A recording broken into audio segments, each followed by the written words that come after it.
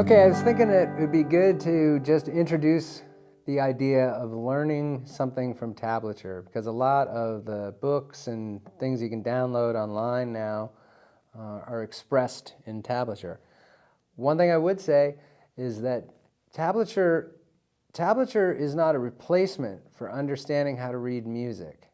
It's like a supplement to that. And it has its own advantages, and reading standard musical notation has advantages as well. One of the, remember, we're dealing with music here. This is a language. So learning how to read standard notation, it's just, we're trying to be literate musicians. So there are things that you can get from standard notation. There's a little more nuance to it. There's definitely, it's easier to read the rhythms, and to understand pitch level, meaning the lowness or the highness of pitch, to see it graphically in standard notation is a much more complete and sort of logical way to perceive the written language of music.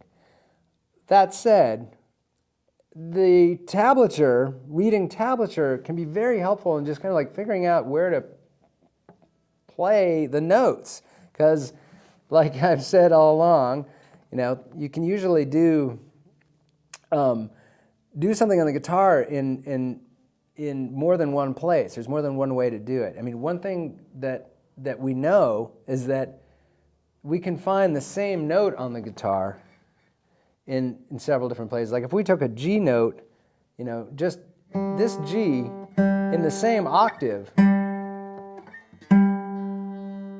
there's 4 of them. When you play, when you look at, getting ready to play a tune and you're staring at a page of standard notation, sometimes it's very confusing. Well, I don't even know what note to start on, which G to start on. And then from there, like, how do your positions work? So that is one thing that's really helpful about tablature, is it actually shows you what note to start on.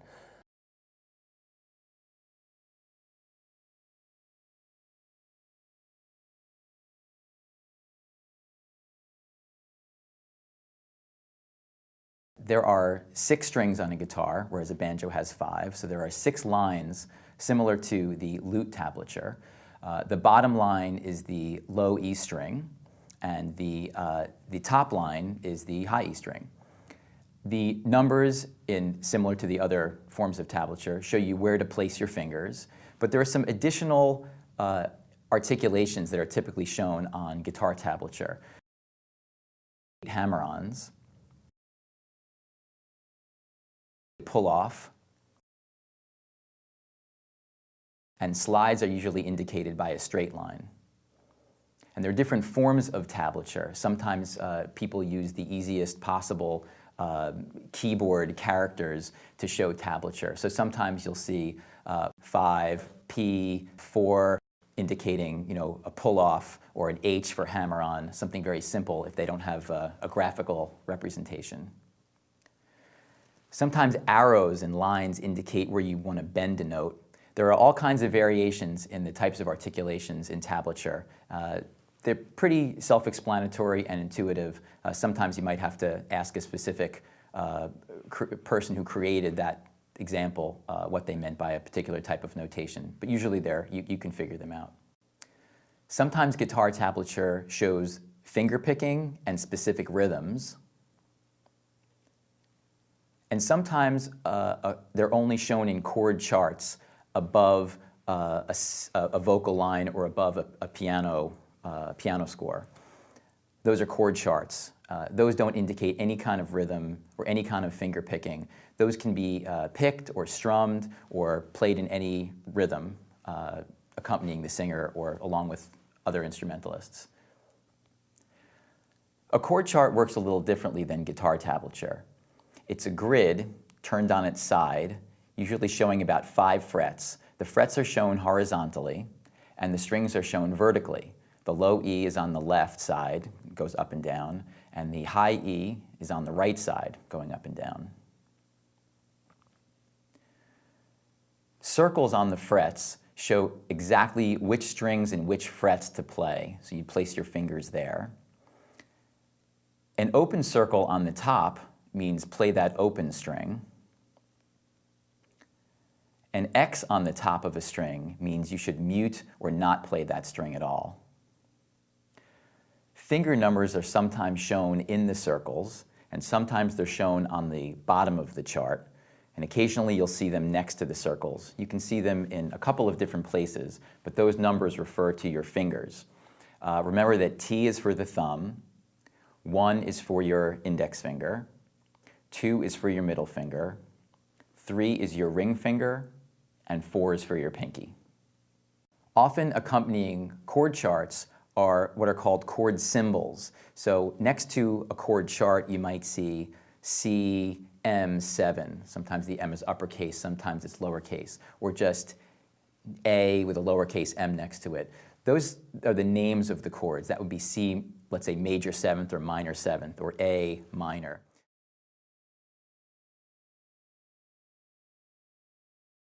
So I'm going to teach you try to convey a bass line, a very simple kind of blues bass line. And this was, I think this is one of the first things I figured out. And we'll just follow along in tablature and kind of learn how to interpret some music from a piece of tablature. So this will be a single note study. For now, we're just going to focus on just plugging in the numbers of the fret and the string and getting this little bass line to work. We're going to go from G. Now it's in G. Now you see there, it will say 3rd fret on that representation of the E string. So now we're going to go 3rd fret, and then the next note is going to be a 2 on the A string, and then it's going to be a 5 on the A string, 2 on the D string, a 3 on the D string, then back down. All right, see how that works? All right, so I would play that line.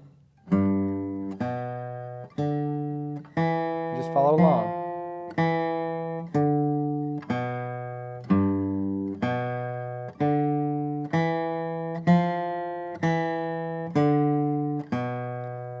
Now, I'm just moving this whole thing up a string group, and it'll look just the same, only up a string group. Now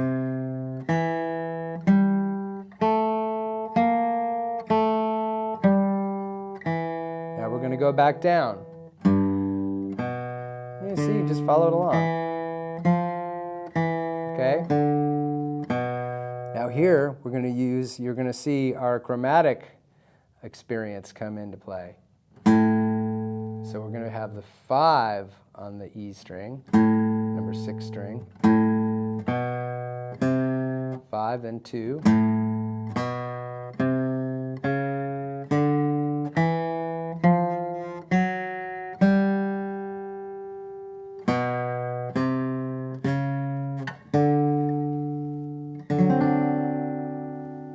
And there's what a whole chord will look like. All right, and so that all happens on one plane because it's all happening at the same time. Okay, so that little exercise up to speed would sound more like this.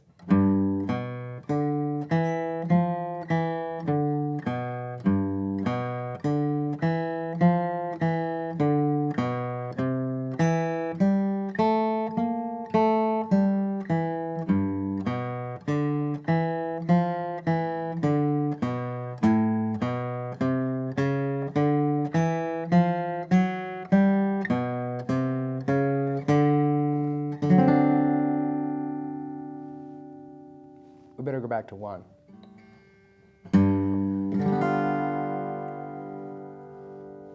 Bonus chord.